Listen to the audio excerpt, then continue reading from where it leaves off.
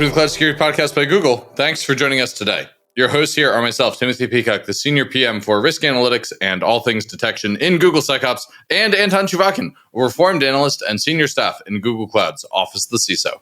You can find and subscribe to this podcast wherever you get your podcasts, as well as at our website, cloud.withgoogle.com/cloudsecurity/podcast. If you enjoy our content and want it delivered to you piping hot every Monday, please do hit that subscribe button. You can follow the show, argue with us, and the rest of our Cloud Security Podcast listeners all on the Google Cloud Security community page. Anton, we are talking about M-Trends today, and not to dwell on things for too long, but what are some of the highlights? Admittedly, the report itself is hugely fun, but this episode is about some of the coolest, funnest things, and of course, some of the challenges about how the report is made. I feel like maybe this intro is even unnecessary because the report and the episode speak for themselves. Well, listeners, this is an episode and a report that need no introduction, so without any further introduction, let's turn things over to today's guests. Today, we are joined by Scott Reynolds from Mandiant Incident Response and two guest episode today, listeners. We've got Kirsty Faley from the Google Threat Intelligence Group. I want to just start off with everybody loves the M-Trends report. We know that. But, creating it, bringing it to life, what is the hardest part about turning all of these distinct IR reports into something, fun and useful like M-Trends? Like, how do you actually go from we've done a giant pile of incident response engagements to we've got a trends report the world can benefit from? How does that happen? There's a lot of challenges to that. Primarily, consultants are simply just trained to write in a very specific manner. Consultants will write hundreds of reports in their career. We teach them to focus on descriptive forms as opposed to prescriptive forms or normative forms. So they only really ever talk about what is or what was as opposed to like what ought be. But on the other side of the spectrum, you can't get three Mandiant consultants into a room without it turning into a therapy session and just telling all the cool war stories that they've engaged in over the last couple of years.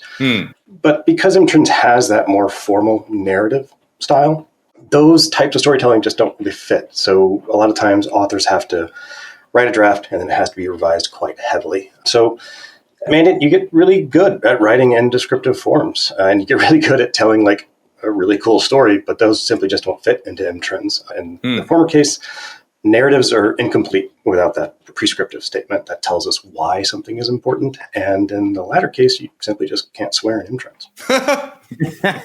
You are allowed like one or two swears on the podcast, by the way, but we try to keep our not mature rating on Apple Podcasts. So fair warning. Fair warning. So yes, this is exactly right. Yeah, I think you can swear on YouTube, I've heard, but not on Apple Podcasts. So weirdly enough, I was afraid I had this brief moment of fear that you'd say, oh, it's the bureaucracy, oh, it's this. But ultimately, it makes sense that the distillation process is the hard part, is the consultants who do the work, do some write-ups, and then beautiful prose at the end. There's a bit of a big journey in the middle. And that makes sense to me. Yeah. So one thing that I would say as well, coupled with like Mandiant incident responders are really good report writers, maybe not great narrative writers, is that we also have to have the data to back whatever they're saying, right? And one of the biggest components of that is working with the Intel teams to get that before they go through the whole drafting process. So Scott is really good about making sure that we're connecting the dots from the consultant's brain, something that happened during a war story conversation, into, hey, is this actually factual? Do we have evidence to support it? Is it going to source some other big, cool story that we can put into M-Trends? Yeah, and I think that makes sense. And I think that's why I'm just constantly impressed. I've recommended the report pretty much to everybody and anybody for many, many years. But sometimes when I do this, I get a really weird criticism. Like I would say, hey, M-Trends report says that most incidents involved, things like X or Y or Z. And you should really fix those things because if you don't have them, you won't be in a report, meaning that you won't have an incident. And while it's a reasonable argument to an extent, other people say that using the report as kind of a sole guidance to what to do in security is wrong because obviously everybody in M-Trends is an incident victim or incident subject to an incident. So presumably, other people would counter sometimes that the right things to do is to talk to people who never had a call with Mandiant because they've not been hacked. And this is an interesting debate, which I think would be a bit of a theme today. Do we learn how to build houses that are fireproof from observing fires or from physics. So the question, my rant is over. Oh, good. I was wondering where the question was, listeners. So how much of the lessons people extract from M-Trends skewed by the fact that they're all post-IR stories? I think the narratives themselves, at least in their original drafts, they're very heavily skewed. The authors are writing from experience, and frankly, recency bias hits them, much like everyone else, really, really hard. Everyone has to learn to step away from the content itself and just inspect the context to ensure the reader really isn't being left behind. We have a page limit that we give the authors, and it is really, really difficult to fit all the juicy, sexy details of incident response or a threat actor behavior into that page limit while including all of the context to make sure that we're not really just kind of slicing away part of the audience. The lessons themselves, I think they really do depend on the reader. The audience for M-Trends is really, really broad. A CISO might be looking at M-Trends and they're looking at the broader narrative because what they're trying to do is they're trying to justify funding for the department. Whereas a frontline defender, they might be looking really for the more discrete information, like very, very specific technical details that are going to help them identify similar activity or defend, build detections for that kind of activity. I think there's a lot of value in it being post-IR, but we do have to work pretty hard to make sure that we're bringing in a lot of context that surrounds it. But wouldn't the advice be, if you do every recommendation that you recommend, would you be secure? Be secure, of course, is an insane position. So would it a good use of everybody's time to just do what the post-incident lessons say? I think if you do every recommendation that we would put into M-Trends, I don't know that would be a thing that we could promise because there are still very customized environments. Taking all of our cloud recommendations when you have an entirely on-prem ICS type of environment, that's not really going to be a big return on your investment. But the things that probably boil down to things like basic security hygiene, those are very valuable and do have repeated return on the investment. But it seems like Anton's kind of setting up a false dichotomy here. It's not as if we would ever say to a CISO, read the M-Trends report of IR lessons, and that's how you learn to be secure. We would say, this is one of many things you read in order to be secure. I think Anton's premise might be provocative needlessly. No, not kind of yes, but also no. And what I mean by this is that if you have more generic recommendations like do firewalls right, patch faster, or something more fundamental like limit do list privilege, and contrasting to this, you may have very crisp, very beautifully written by you, Mandiant crew, a report that says, this is what led to an incident. You'd be very tempted to just do this, the latter, not the former. Even to me, deep in, again, 3 a.m. test, if you wake me up at 3 a.m. and says, which lessons are more useful, general security good advice or something you learned from the field? I'd say, well, learn from the field, obviously. Yeah. Well, so let me interject here. So yeah, please. My background is very interesting. I started out in the policy world doing PCI assessments, which was, God bless those individuals because they are very patient saints. It was not for me. And then I moved into incident response and then I jumped into Intel. And the very interesting component about this is over my now nearly a decade of time in the industry doing this stuff is no matter how many recommendations you give a customer or an organization, right, they're going to enforce that. They're going to do the best that they can. But attackers are just going to keep doing what they do. And what they do is break into things. A lot of times they have unlimited budget when we're looking at those espionage related actors, and then financial crimes really has such an opportunistic lens that they are going to go so far and so wide that they're going to keep finding people on the internet, I guess, to compromise, right? And they're going to find new and interesting ways to break in. You're never going to be able to completely defend against that. You're never going to be able to give a boilerplate security recommendation. However, more often than not, whenever Scott and the incident response team respond to any of those incident responses that we talk about in M-Trends, a lot of times there is at least one or two of those boilerplate hey, we've said this for 10 years. Why was it not in place? And they're oh, well, we thought that was, or, oh, we missed one, or, oh yeah, that makes sense. We should do that. And I don't think that the post-IR, bias is really that big, only because we also have a red team that does, engagements with folks that have, as the red team likes to tell me, a far superior security response team than what the IR team sees. And I'm like, but do they? How are you breaking into these organizations? And they're like, well, we have to use compromised passwords. And I was like, oh, got it. So you're acting like an actual attacker to break in. You're finding passwords on the internet and then you're breaking in that way. You're social engineering them. Awesome. Like you're doing the same exact thing as the attackers. So it's really just like from an attacker perspective, they're trying to give as little effort into what they're doing to break into these places. So it really does boil down to whatever is like almost Occam's razor, right? Like basically like the bad thing is probably the reason why they came in. This does make sense to me. And I think that it also logically values those lessons higher than some other lessons, but it doesn't make an exclusive source of truth. I think that makes sense. Yeah. So I want to pick at another bias that I think might be present in the report, which is size bias. And the report is predicated on companies having called you and had the resources to call Mandiant in the first place. Mm-hmm. And so is there a rotation in the report towards issues that the largest companies on Earth face? And are those the same as the issues faced by smaller companies on Earth? In other words, if I want to learn how to fly Cessnas, should I really read about accidents that happen to 747s? I think the answer is yes. You should look at both small and large scale because the problems can consistently overlap. The threat profile could be wildly different between like a Fortune 100 and say someone in the Fortune 500 or even someone like a mom and pop type of store. For a long time, small organizations really thought like we don't do anything interesting. We don't have any interesting data, but ransomware and ransomware as a service blew that premise wide open simply just because it scales so well.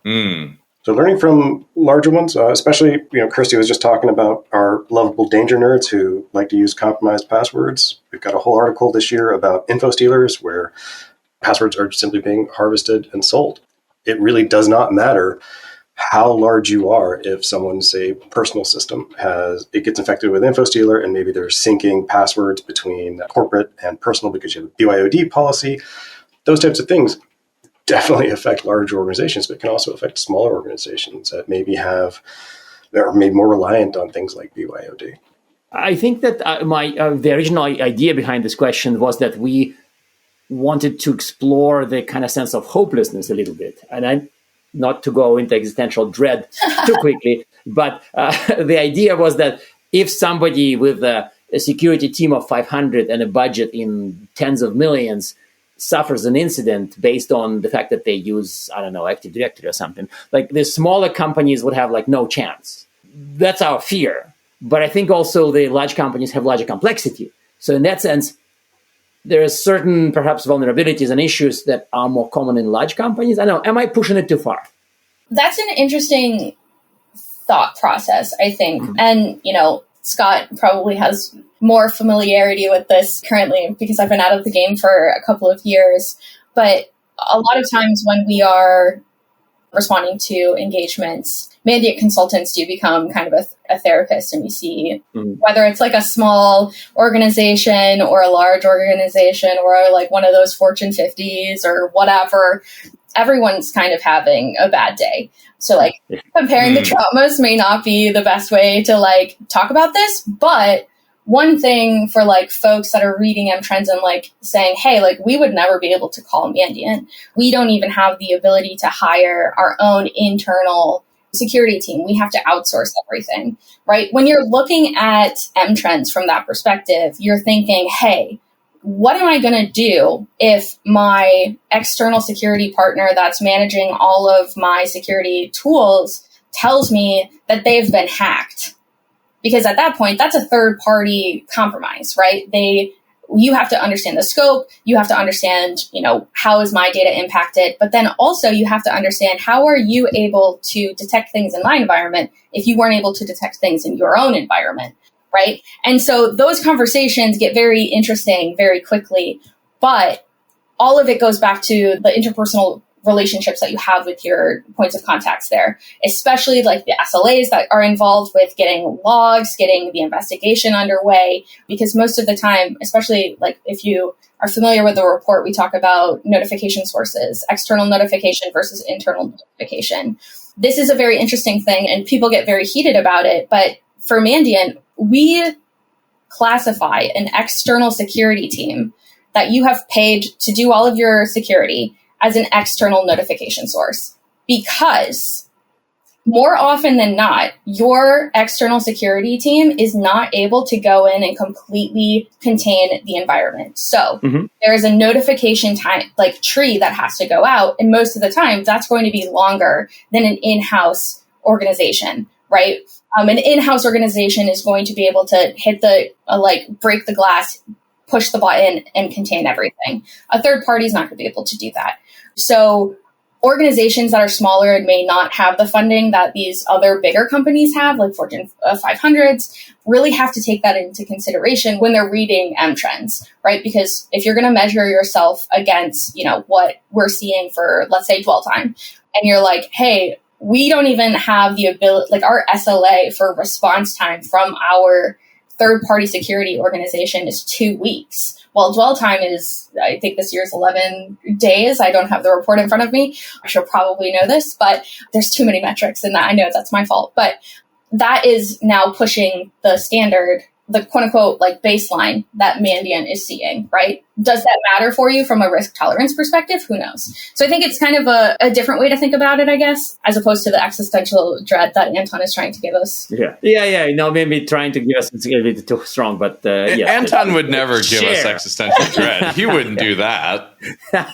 Share my own, as opposed to give you. There's a subtle difference between sharing the existential dread and giving you. But okay, so you mentioned dwell time. And dwell time is, of course, causes, as you pointed out, a lot of people to be kind of anxious and measure things and sometimes act on it. So let's kind of explore dwell time. And I'm going to go on a very short rant. It's basically 5 questions together. So what is the magic behind how are we doing dwell time calculations? Because, of course, some people say dwell time is before you kick the attacker out, so it's sort of the same to response time, but it's really not. I mean, I read the report, so I know it's not. So that's one question is how does it affect, where does it end? I mean, the other side question to this is, of course, some people treat it as some kind of unalloyed good. Like if it goes down, it's good, but then ransomware agent calls you up and says, hey, you have ransomware. So your dwell time may be shorted because the attacker notified you, and it clearly isn't a win. So just demystify the whole dwell time for us. This is, my friends will always make fun of me at security conferences because people are like, oh, I hate dwell time. It's awful. It's an awful metric. And most of the conferences that I go to are an Intel conference. And I'm like, well, that metric's not for you. Dwell time is really a marker of, what Mandiant saw for that year. So dwell time has also been kind of co-opted by other organizations. So let me define it real quick for those of you at home that hasn't been able to read the 100-page report that we put out. Dwell time is the time period between the initial infection that the attacker got onto the system to the point where that attacker has been identified. Identified, but identified as a fact of an attack, not by name and home address. Identified, you need to be a bit careful, right? Correct. That something is wrong. That is the notification point, right? So that could be, hey, FBI just emailed our security, our help desk or something to say hey, you have FIN7 activity in your environments beginning out. Or it could be, hey, there was a security alert that said someone clicked a phishing link and it tried to go out, right? Those are 2 vastly different notification types, but they still are capturing the dwell time of the incident, right? Now, the nuance here is that for dwell time to actually mean something, and from our perspective anyway, the way that I view it, I've written this report for, I think it's 4 years now. I think maybe it's my 5th year. I don't remember. Time is a construct, right?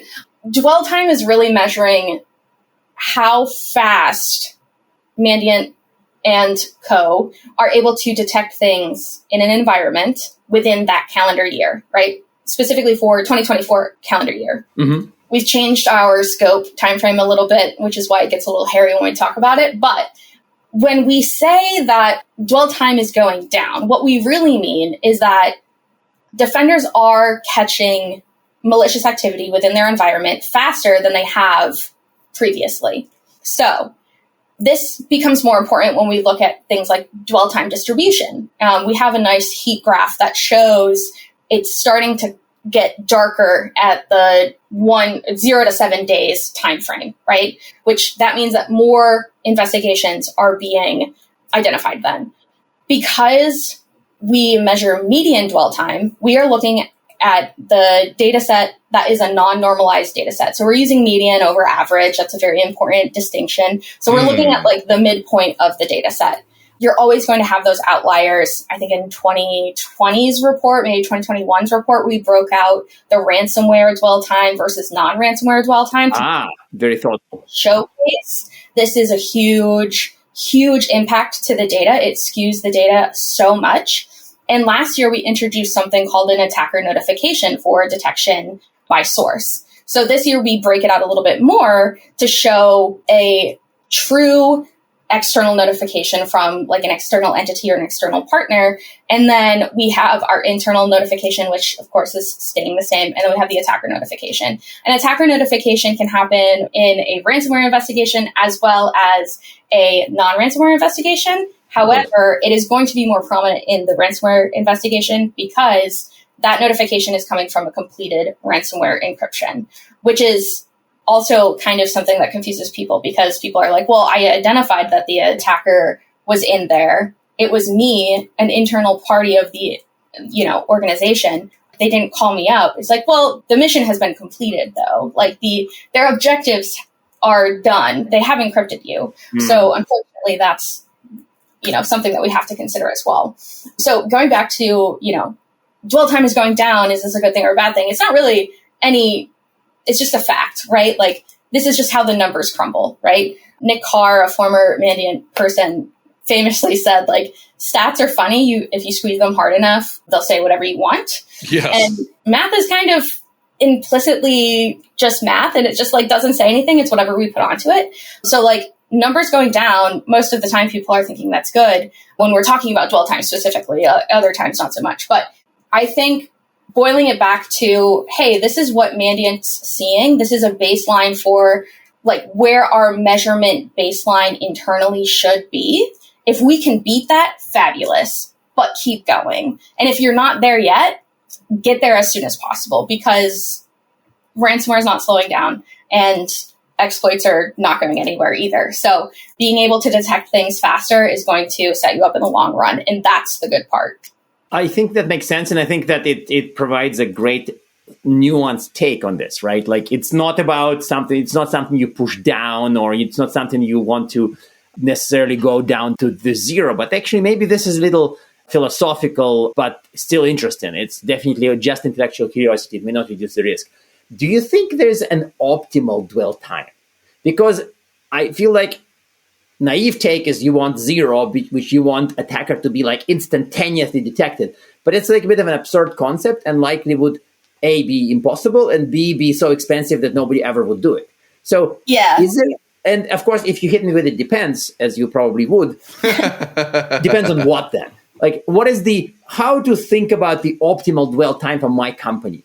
So, gosh, that is scary. That is a question that you should ask not an Intel nerd, because Intel nerds like myself we have a very interesting relationship with these types of scenarios because for me to understand what's happening, I need attacker data. So realistically, one day, hopefully, we'll get to a point where all of that data is coming from a honeypot and it's not actually like coming from attacker compromise infrastructure for like a hospital like it has been.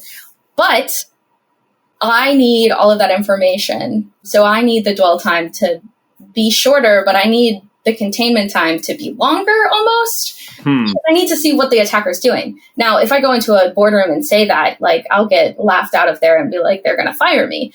Obviously, I don't want an attacker to be in an environment for a long time doing bad things. But unfortunately, the nature of security organizations is just that's what we have to. So it's kind of like cancer research, right? Like we wouldn't know anything about cancer if we didn't have people that had cancer, right? And we're getting better every single day, right? And that's a bad, kind of analogy, because security at the end of the day, until probably 2020, there was limited actual impact to organizations. But then we started seeing attackers compromise hospitals, and we finally saw like a very big bubble pop of like, we can now target, or we can now tie like human cost of life to an incident, which is absolutely insane to even think about, because, no one wants to think about that. So in that case, optimal time is you want as soon as possible, right? Yep. From a business owner, you want it to be 0, but that's never going to happen. Correct. And honestly, like from my perspective, it's a silly thing to think about, because dwell time is just detecting it, right? It's not containment. It's not, eradication even. Dwell time is just detecting it.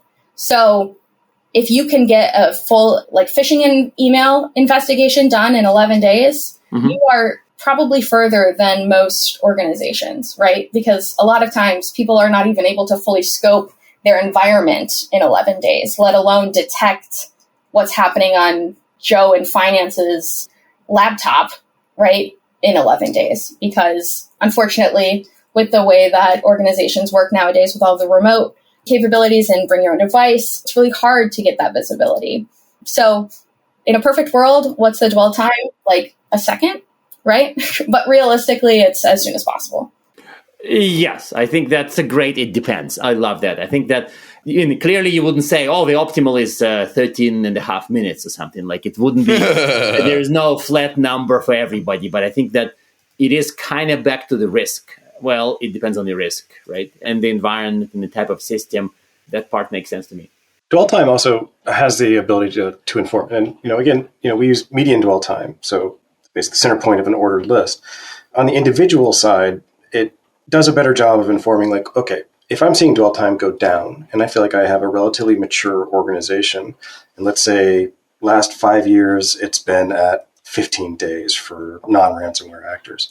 Do I have 15 days of logs that I can go hunt through? Like, there's a lot of different stages that this can be applied of the detection or the stopping of a thing versus the supporting the larger investigation that would occur once that is identified. If you've only got like a day of logs, and the farthest back we're ever going to be able to tell you is, what we can interrogate out of just bare forensics. But if your environment is very bare of that type of information for analysts to kind of swim in, that's detrimental to being able to answer the larger questions. How that incident started is very, very important, but what happened after it is always the more important question of where did it go? What were the impacts? What's our risk exposure to this type of thing? How are our customers going to respond? And what kind of information can we provide to them? That dwell time can help inform those kind of secondary categories of a security system. So I want to move us along from dwell time, because ironically we've dwelt on it for quite some time here. And I want to ask a question, which is, we seem to have a tendency to make the same mistakes again and again. And I'm not sure you could pick up an M-Trends and look at the lessons in it and know what year you were in, because so often we have the same lessons. So why, as an industry, do we repeat the mistakes we make so much? What's up with that? I think it's always going to feel cyclical.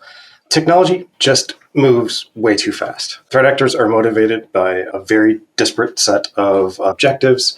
Like, without putting on my junior deputy intel hat, because really my lane is just incident response, the political landscape moves just as fast as the technological landscape, and nations are capable of responding through technological means now. Much as we're seeing we got 2 articles in this year's M-Trends that are specific to like regional or nation responses. So we have one on North Korea and one on Iran. There really is like no set of necessary conditions that would define like sufficient security. So that cyclical feeling is always going to be there. But in truth, it's not just like we're, in Groundhog's Day of security. There's always going to be some degree of difference, whether it's a very, very nuanced difference or very, simplistic difference. Like, we've all moved from on-prem to the cloud. Now that changes things. We have to kind of relearn all of our lessons. The part of this just comes down to really like the fundamentals tend to work. Then that's true both on the security side and on the attacker side. Yeah, this is, I think the cyclical nature is something that I haven't really pondered that much, or my mind goes to, we make a bunch of endpoint mistakes, then we more or less fix endpoint and start making network security mistakes, then we make endpoint mistakes again, and then we make application security mistakes all the time. So cyclical nature is unfortunately a sad reality, but you didn't want existential angst, so I'll shut up. So the closing question. We typically end with a question, give us one resource and give us one tip. The resource here would obviously be mTrends, so we can skip this part. But the tip, I wanted to maybe turn it into, what is the one useful piece to learn from mTrends that would improve your security, would implement that if you implement it? Like, give us one tip each, Scott and Kirsty. I tend to jump to the mapping of like Intel's association of data to the MITRE ATT&CK framework. I think MITRE gives everyone a very good like common nomenclature. If I was leading a security operations center or just like a CISO, I would be looking at that list because they do order it by like which attackers are using it the most commonly. And I would start asking my team, which of these are things that we can detect? And now show me that we can detect, whether that includes bringing in pen testers or doing something like a custom threat hunt. Ensuring that visibility is there, that visibility remains and is easily queryable for us to be able to not only Mandiant, but for internal security to be able to find something. I think that would help drive my like further investments in both technology and in people. Yeah. And another resource that's at the very back of the book, but we map all of the scene Mandiant related tactics to the MITRE ATT&CK framework and then put them in our fancy attacker lifecycle. So that's at the very end of the book. It's just like 20 pages, so it's quite long. But from my perspective, you know, that Intel informed IR side, I always tell people that they have to have a plan and practice it. Whether that's, you know, you have an IR plan, cool, you wrote it, you got the check mark for the compliance, right? But now you have to go one step further and say, okay, mTrends has laid out all of these different scenarios. How are we going to respond to them? So for example, like, what do you do if you're notified that a business critical network appliance has a new critical vulnerability and is actively being attacked by nation state actors and financially motivated actors? What do you do? How do you survive without this appliance? Can you take it offline because there's no patch yet? Like, what do you do in that situation? That directly relates to the initial infection vector section in By the Numbers. Then you have like, okay, how is your security team going to handle external notifications from a third party, like a security researcher or law enforcement, that there has been a compromise within your environment? That's something that we talk about a lot with customers at Mandiant. And we address that in the notification by source section in By the Numbers. And then, you know, last but certainly not least for my example set here is, how do you handle passwords in your environment? Is everyone a domain admin, right? Or are you actually following the principle of least privilege? Because apparently that's an old name nowadays. I don't understand that, but it's an oldie but a goodie apparently. But also, if a user is a domain admin, do they have a second set of credentials for that domain admin account, right? And then also, are you doing anything to look for those info stealers within your environment? Also, how are you making sure that that individual is not reusing passwords on their personal laptop or their personal phone that might be more susceptible to phishing or info stealer malware because it doesn't have the same level of security as their work computer? So those are things that you could do today to get a little bit ahead of the game to ask your security professionals within your environment to work through. Well, this has been a wide-ranging, deep, and wonderful discussion. And I can't thank you two enough for joining us today. This is great. Yeah. Thank you for inviting us. And now we are at time. Thank you very much for listening and, of course, for subscribing. You can find this podcast at Google Podcasts, Apple Podcasts, Spotify, or wherever else you get your podcasts. Also, you can find us at our website, cloud.withgoogle.com/cloudsecurity/podcast. Please subscribe so that you don't miss episodes. You can follow us on Twitter, twitter.com/cloudsecpodcast. Your hosts are also on Twitter at Anton_Chuvakian and _Team Pico. Tweet at us, email us, argue with us, and if you like or hate what we hear, we can invite you to the next episode. See you on the next Cloud Security Podcast episode.